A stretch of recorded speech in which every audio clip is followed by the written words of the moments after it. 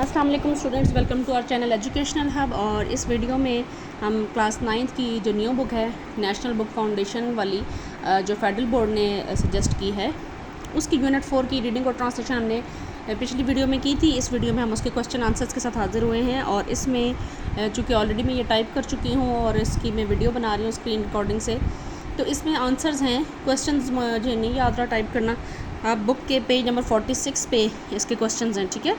तो question number 1 is what was the dream of John Roebling. John Roebling का ख्वाब क्या था? और आंसर यहाँ पर जो 1 लिखा है उसके आगे इसका आंसर है the dream of John Roebling was to build a suspension bridge that connect the New York city borough of Manhattan and Brooklyn by spanning the East river.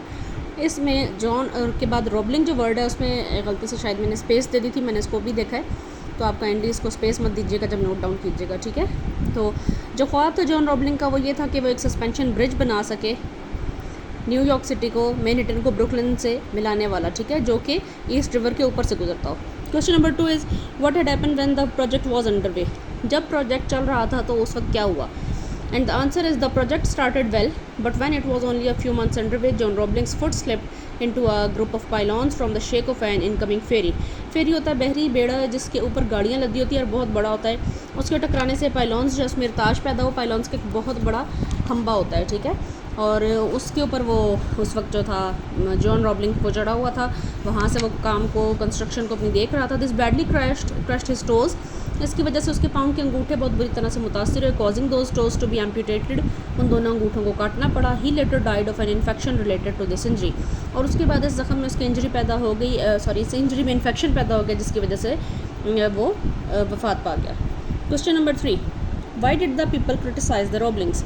लोगों ने रॉबलिंग के ऊपर तनकीद क्यों की? People criticize the Roebling because bridge building experts all over the world thought, ये thought में भी एक टी मिसिंग है, THOUGHT होना चाहिए था, that this was an impossible feat and told Roebling to forget the idea as it was not practical. जी पूरी दुनिया के जो इंजीनियर्स थे लोगों ने इस बात पर तनकीद की क्योंकि तमाम बिल्डिंग जो इंजीनियर्स थे, एक्सपर्ट्स थे, उन्होंने रॉबलिंग को बताया था कि ये एक इम्पॉसिबल नामुमकिन काम है, प्रैक्टिकल नहीं है, इसलिए इस काम को वो भूल जाए। Question number 4, which disease attacks the under water workers and what were it's symptoms. जो उनके जो मज़दूर थे या क्या कहना चाहिए वर्कर्स थे जो पानी के अंदर काम कर रहे थे, उनको किस चीज़ से, किस बीमारी की वजह से वो मुतासर हुए। जी बीमारी का नाम यहाँ पे ये बुक में से ही मैंने लिया, लेकिन थोड़ा सा वो जो पैराग्राफ है वो लाइन्स हैं वो थोड़ी सी ट्रिकी हैं। Decompression sickness firstly known as caisson disease. असल जो बीमारी का नाम अब आके उन्होंने उसको रिवील किया वो डिकम्प्रेशन सिकनेस था, और उस वक्त क्योंकि ये बीमारी डिस्कवर नहीं हुई थी, नई बीमारी थी, इसलिए इसको जो है वो एक और बीमारी के साथ इन्होंने मिक्सअप कर दिया था। उस वक्त इसको काइसन डिजीज़ कहा गया। Attacked the under water workers, जिसने पानी के अंदर काम करने वाले वर्कर्स को मुतासर किया, एंड वाशिंगटन रॉबलिंग और वाशिंगटन रॉबलिंग को भी। Its symptoms were paralyzing, brain damage and not being able to walk, talk और इवन मूव।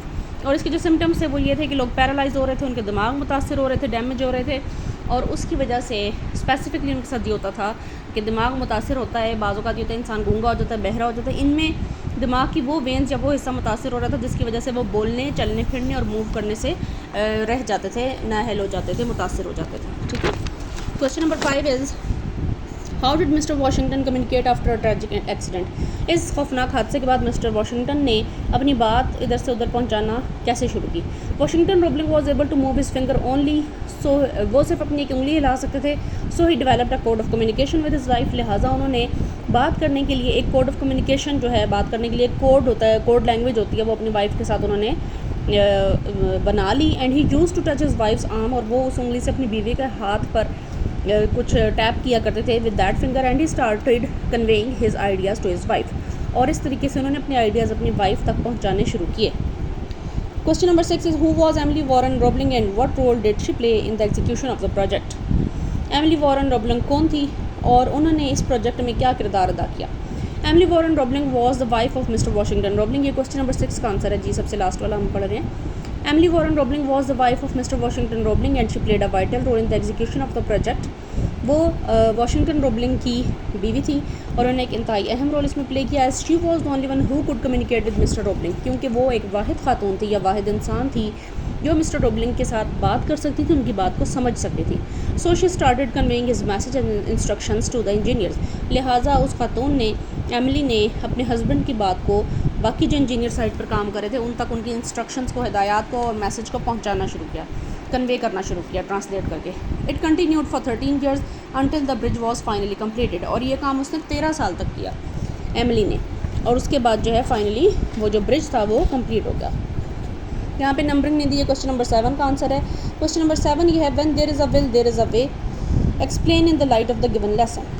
यानी इस सबक की रोशनी में इस मुहावरे को बयान करें। When there is a will there is a way, जहाँ चाह वहाँ राह, इसको उर्दू में ये कहते हैं। The Brooklyn Bridge is a testament to the power of determination and perseverance. इंसान का जो अज़्म होता है किसी काम को करने का, उसका सबूत है Brooklyn Bridge. Despite the loss of its designer John A Roebling and the injury of his son Washington Roebling, the bridge was completed in 1883। जिसने डिज़ाइन किया था उनके वफ़ात पाने के बाद भी और उसके बेटे के ज़ख्मी होने के बाद भी 1883 में ये ब्रिज जो है वो कंप्लीट हो गया।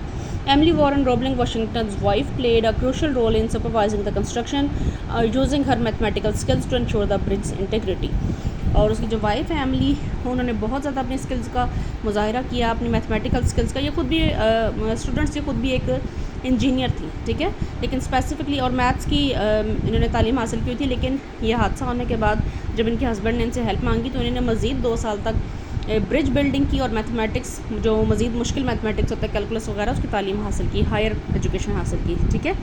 तो the Brooklyn Bridge stands today as a symbol of the human spirit. तो ब्रुकलिन ब्रिज जो है उसको बिल्डिंग आइकन कहते हैं, लेकिन इसके अलावा वो ह्यूमन स्पिरिट, इंसानी जज्बे का भी एक बहुत बड़ा सिंबल है। Inspiring us to overcome adversity and achieve greatness. और ये हमें मुतासर करता है ताकि हम अपने तमाम मकासद को, गोल्स को हासिल करें, पूरा करें, चाहे जो भी हालात हों, ठीक है। और ये क्वेश्चन आंसर्स यहाँ पर ख़त्म होते हैं। इसकी एक्सरसाइज भी सॉल्व हुई है, इंशाल्लाह अगली वीडियो में अपलोड करेंगे ताकि वीडियो बहुत ज़्यादा लेंथी ना हो जाए। तब तक के लिए टेक केयर, अल्लाह हाफिज़।